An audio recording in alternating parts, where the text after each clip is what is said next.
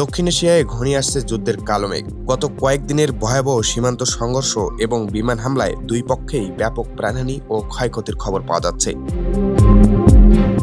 আফগান সরকারের দাবি অনুযায়ী পাকিস্তানের বিমান হামলায় এ পর্যন্ত অন্তত 18 জন বেসামরিক নাগরিক নিহত হয়েছেন, যাদের মধ্যে 11 জনই শিশু। এছাড়া সংঘর্ষের 8 জন আফগান সৈনিক নিহত এবং 11 জন আহত খবর পাওয়া গেছে। পাকিস্তানের দাবি অনুযায়ী তাদের হামলায় 133 জন আফগান তালেবান যোদ্ধা নিহত এবং 200 জনের বেশি আহত হয়েছে। অন্যদিকে আফগানের পাল্টা হামলায় 12 জন পাকিস্তানি সেনা নিহত হওয়ার খবর পাওয়া গেছে, যদিও আফগান তালেবান এই সংখ্যাটি 55 জন বলে দাবি করেছে। সীমান্তের 19টি পাকিস্তানি সেনা চৌকি ধ্বংস করার দাবি করেছে আফগান বাহিনী। অন্যদিকে পাকিস্তান কাবুলে আফগান সামরিক সদর দপ্তর ও গোলাবারুদ ডিপো লক্ষ্য করে বড় ধরনের বিমান হামলা চালায়। এই ভয়াবহ রক্তক্ষয়ের মূলে রয়েছে দীর্ঘদিনের ডুরান লাইন সীমান্ত বিরোধ।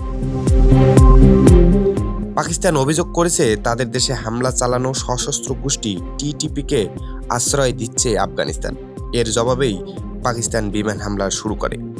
পাল্টা ব্যবস্থা হিসেবে আফগান তালেবান বাহিনীও ভারী কামান ও ড্রোন নিয়ে ঝাঁপিয়ে পড়েছে, যদিও মধ্যস্থতার জন্য কাতার, তুরস্ক ও রাশিয়ার চেষ্টা চালাচ্ছে, কিন্তু সীমান্তর বারুদ এখনও শান্ত হয়নি। পবিত্র রমজান মাসে এই সংঘাত এখন পুরো অঞ্চলের জন্য এক চরম মানবিক সংকট তৈরি করেছে। পরিস্থিতি কোন দিকে মোড় নেয় তা জানতে আমাদের চ্যানেলের পরবর্তী বুলেটিনের জন্য নজর রাখুন। ধন্যবাদ। আসসালামু আলাইকুম।